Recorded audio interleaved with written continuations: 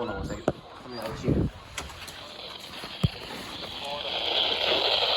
Waters from Tarpon Springs to Swanee River, Florida, out 20 to 60 nautical miles until 10:15 p.m. Eastern Daylight Time. At 9:20 p.m. Eastern Daylight Time, strong thunderstorms were located along a line extending from Cedar Key to 51 nautical miles southeast of V Tower, moving southeast at 20 knots. Hazard: wind gusts 34 knots or greater. Source: radar.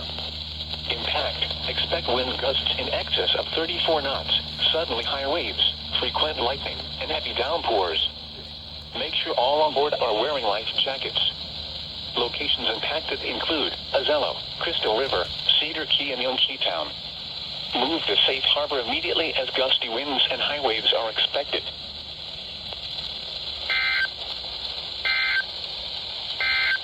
Yes. Your coastal waters forecast for the WWF38 and K. Oh, but fine, mine. 38 listening areas. I just got that. Let's go.